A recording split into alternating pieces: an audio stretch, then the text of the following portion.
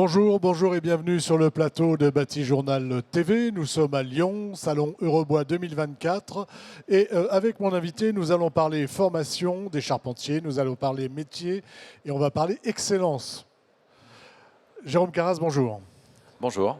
Jérôme, vous êtes responsable de l'Institut de la charpente et de la construction bois chez les Compagnons du Devoir, c'est ça? Tout à fait.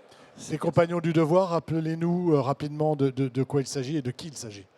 Les Compagnons du Devoir, nous, association loi 1901, créée en 1941 par le compagnon Jean Bernard. Aujourd'hui, 35 métiers dans 5 filières différentes, dont les métiers du bâtiment et la charpente. Voilà. Et aujourd'hui, on va parler charpente. On va parler charpente parce que pendant que nous parlons, il y a des jeunes qui œuvrent un peu plus loin là. C'est le concours européen des jeunes charpentiers et c'est la finale. Alors on voit quelques images. On n'a pas pu les faire venir avec nous puisqu'ils sont en train de bosser. Expliquez-nous de quoi il s'agit. C'est quoi ce concours? C'est donc un concours qui, à l'origine, a été porté par Timber Construction Europe, puissant syndicat allemand de charpentiers. C'est aujourd'hui la finale européenne, 5 nations représentées, donc l'équipe de France bien sûr, la Hongrie, les Pays-Bas, le Luxembourg et l'Allemagne. Ils sont tous en train de ferrailler, ce sont des équipes de 3 candidats qui ont chacun le même sujet à faire. Et ce sujet a une ouverture sur 120 degrés, ce qui fait qu'à la fin, on assemble les sujets entre eux qui forment une charpente complète. D'accord, c'est-à-dire qu'ils ont une charpente complète à faire, ils sont 3 à la faire, mais chacun fait sa partie de charpente, c'est ça? C'est un tiers de la charpente. Et c'est imposé, évidemment. Oui, tout à fait. Qui sont ces jeunes? C'est la crème de la crème? C'est ça. C'est des jeunes qui sont volontaires au départ pour faire des concours. Ça peut être le concours européen, les WorldSkills, les EuroSkills. Ils sont volontaires, ils s'entraînent. Aujourd'hui, on peut dire que ce sont des athlètes de haut niveau, puisqu'ils ont 18 mois de préparation, plusieurs semaines, voire dizaines de semaines de préparation, de stage au cours des 18 derniers mois. Préparation physique, mentale aussi, en parallèle des WorldSkills et EuroSkills. En gros, aujourd'hui, on entraîne un vivier et ces jeunes, entre eux, vont concourir pour essayer d'avoir la première place. Voilà. Quand je disais c'est la crème de la crème, ce sont tous des jeunes en formation, c'est ça? Encore aujourd'hui.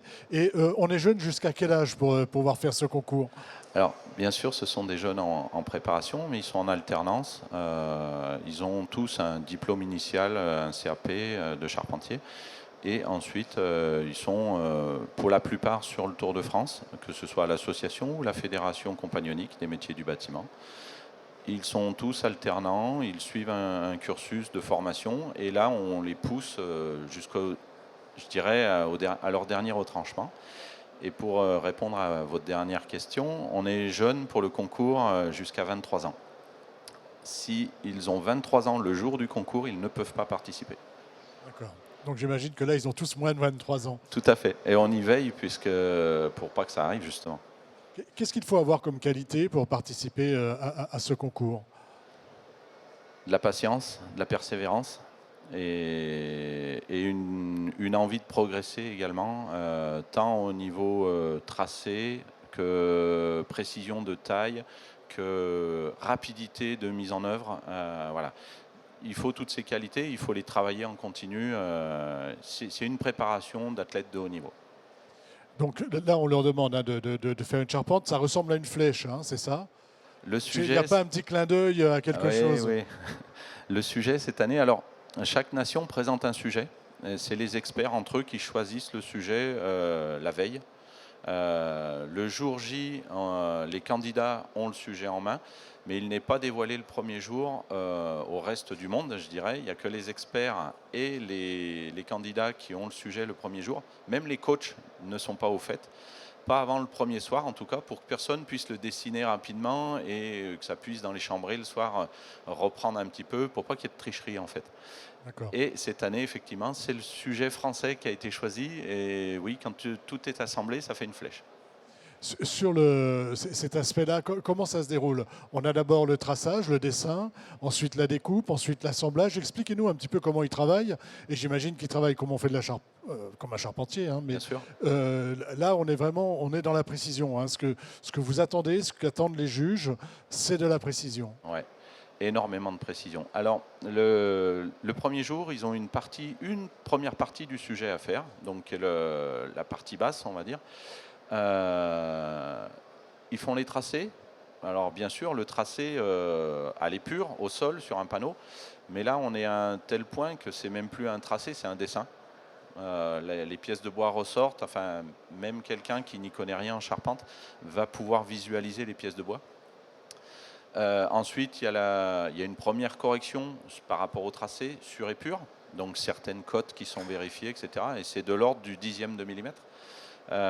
Ensuite, ils vont rembarrer les pièces de bois, donc reporter ces tracés sur les pièces de bois, dessiner les assemblages sur les pièces de bois.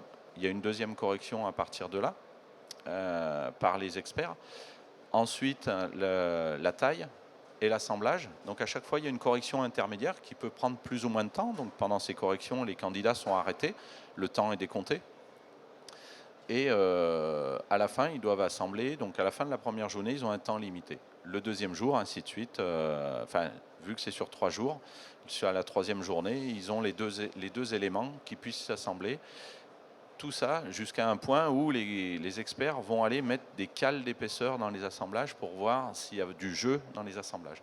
Voilà. Et les experts, donc ce sont les juges, c'est ça? Oui, tout à fait. Et ils jugent tout au long du concours. Hein. Chaque journée, enfin, chaque étape de la mise en œuvre de cette charpente est Elle est jugée. scrutée, elle est jugée dans les moindres détails, selon un barème de correction très très précis, qui donne une note finale. Et souvent la première place, sur une échelle de plus de 100 points, ça va se jouer à 2 dixièmes.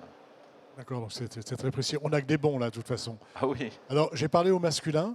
On a des filles? Pas sur cette session. Pas sur cette session. Ce serait bien qu'il y en ait à l'avenir, même sur les WorldSkills et EuroSkills. C'est pas fréquent. Alors c'est vrai qu'on est sur un métier charpentier qui reste physique, malgré qu'il y ait quand même eu de fortes évolutions en entreprise sur des facilités de manutention, etc. On a des femmes dans le métier, malheureusement pas autant qu'on voudrait. Et c'est vrai que sur les concours d'excellence, on en a peu, voire pas du tout. Et ça, c'est bien dommage. Par exemple, chez vous, à l'Institut, les jeunes femmes, ça représente les jeunes femmes qui sont en formation de charpentier, de charpentière, ça représente quoi? Très peu, malheureusement très peu. On va dire que sur nous, à l'association ouvrière, sur 300 itinérants charpentiers, on va avoir une dizaine de filles, femmes. Par contre, je suis heureux puisque cette année, je vais avoir ma première formatrice en charpente. Donc c'est une première et je suis très heureux de ça. Et j'espère que ça fera boule de neige. Très clairement, un concours comme celui-ci, hein, c'est évidemment pour les jeunes, pour eux, pour stimuler, parce que j'imagine qu'ils aiment ça, ils aiment concourir. Mais est-ce que c'est pour vous aussi un moyen de faire connaître ces métiers? Et est-ce qu'on a encore besoin aujourd'hui de faire connaître le métier de charpentier? Oui, je pense que oui, tout le temps. Tout le temps. Et je veux dire, à chaque génération, il y a une nouvelle jeunesse qui arrive, donc il faut leur refaire découvrir à chaque fois. Et c'est important de montrer ces concours d'excellence. Alors, c'est pas le métier comme on peut le pratiquer en entreprise tous les jours, bien entendu, mais c'est une partie, ces concours, c'est une partie métier qui est importante. On va chercher la précision, l'excellence tout simplement. Et ces jeunes, après, quand ils sortent médaillés, effectivement, ils ont une belle médaille, mais quand on note ça sur un CV, c'est pas Oui, anodin non plus. c'est pas anodin, c'est pas rien. Pour eux, c'est Ouais. important. Et même s'ils n'ont pas eu la médaille d'avoir participé, Tout à fait. j'imagine que ça fait une ligne supplémentaire qui C'est est une une fierté. ligne intéressante. Je veux dire, c'est comme un athlète de haut niveau qui n'aura pas fait une médaille d'argent, d'or ou de bronze, mais qui aura participé aux Jeux Olympiques. C'est pas tout le monde qui participe aux Jeux Olympiques. Alors là, à l'heure où on parle, hein, ils sont en train de finir les assemblages. Oui. C'est ça.